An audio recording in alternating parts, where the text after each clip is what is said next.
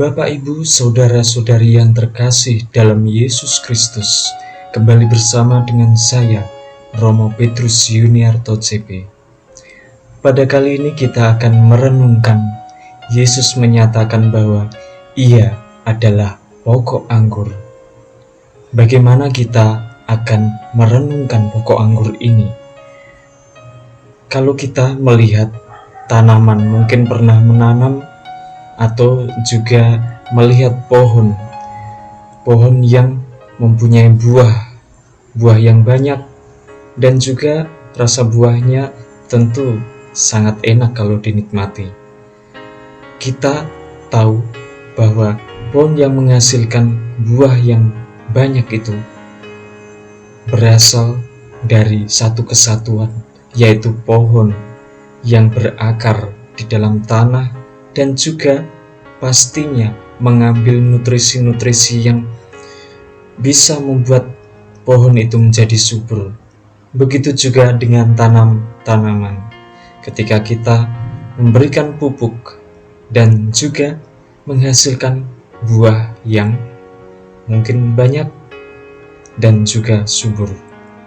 Bapak, Ibu, saudara-saudari yang terkasih, mengapa Yesus menyatakan bahwa Ia adalah pokok anggur?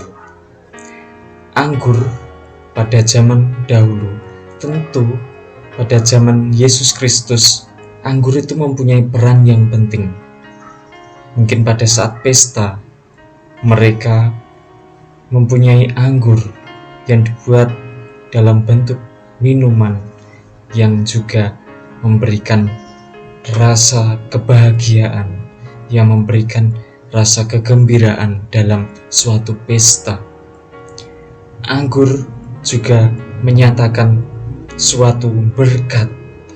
Ketika anggur itu menjadi panenan yang berlimpah, tentu mereka akan mendapatkan suatu berkat dari Tuhan. Gambaran anggur ini juga kita saksikan ketika kita merayakan Ekaristi. Anggur yang diubah menjadi darah Kristus merupakan suatu berkat kehadiran Kristus. Bapak, Ibu, saudara-saudari yang terkasih, mengapa anggur ini begitu penting? Pokok anggur, ketika Yesus menyatakan pokok dan kita ranting-rantingnya, kita yang menempel pada pokok itu, karena sebagai ranting tentu akan menghasilkan buah yang manis seperti anggur, dan buah itu juga akan berkembang ketika ada hasilnya dan dipanen. Kita bisa bandingkan ketika kita menanam lalu hasilnya itu kita petik, tentu buahnya akan berkembang setiap tahunnya. Tetapi ketika kita membiarkan, buah itu tidak akan berkembang. Begitu juga Bapak, Ibu, saudara-saudari yang terkasih, berkat atau rahmat atau talenta yang kita miliki, ketika kita pendam dan tidak kita bagikan kepada sesama, tentunya itu tidak akan menghasilkan buah yang berlimpah, tidak akan menghasilkan suatu berkat kepada orang lain karena kita simpan sendiri. Bapak, Ibu, saudara-saudari yang terkasih, tentu apa yang dinyatakan oleh Yesus ini sungguh-sungguh mendalam, yaitu mengenai kehidupan manusia, di mana ketika kita beriman tetapi tanpa berbuah atau melakukan tindakan, tentu akan sia-sia. Dan ketika kita menyatakan bahwa apa yang imani kita lakukan dengan dasar Kristus, yaitu yang memberikan dasar atau pokok, itu akan mengalirkan suatu kebijaksanaan, mengalirkan suatu berkat kepada orang lain, dan apa yang dihasilkan adalah buah yang manis yang memberikan kegembiraan seperti anggur itu.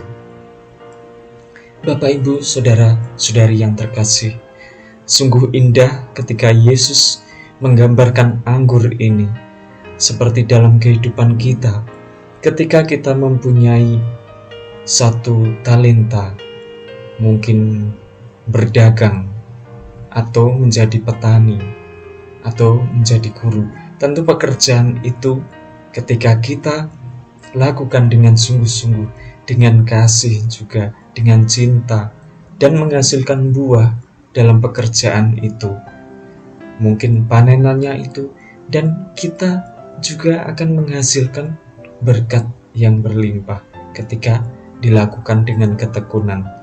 Inilah antara hubungan pokok anggur dengan ranting-rantingnya, yaitu menghasilkan buah. Ketika rantingnya itu terpisah atau dipatahkan, itu tidak terkoneksi atau tidak terhubung, sehingga pastinya tidak akan berbuah. Begitu juga iman kita, ketika kita tidak mendasarkan pada Kristus, tentunya tidak akan berbuah. Karena apa? Ketika hanya melakukan kebaikan tetapi tidak didasarkan oleh Kristus, berarti kita hanya mengandalkan diri sendiri, tidak mengandalkan Tuhan. Inilah Bapak Ibu Saudara-saudari yang terkasih, berkat atau rahmat yang Yesus nyatakan dalam suatu perumpamaan bahwa Ia adalah pokok anggur, kita ranting-rantingnya. Berarti kita mempunyai berkat itu dari Tuhan, pokoknya, sumbernya dari Tuhan. Karena yang menyerap itu berdasarkan pokoknya, dari akar lalu mengalir ke batang, lalu ke cabang-cabangnya, ke ranting-ranting, dan menghasilkan buah. Karena nutrisi itu yang kita serap berasal dari pokok itu, sehingga menghasilkan buah yang tentunya berasal dari pokok itu, yaitu Yesus. Demikian juga perbuatan kita berbuah ketika kita mendasarkan diri pada Kristus.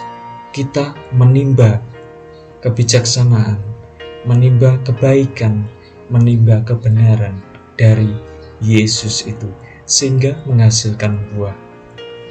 Bapak Ibu Saudara-saudari yang terkasih, kiranya ketika kita berusaha atau kita bekerja, itu meminta rahmat dari Tuhan.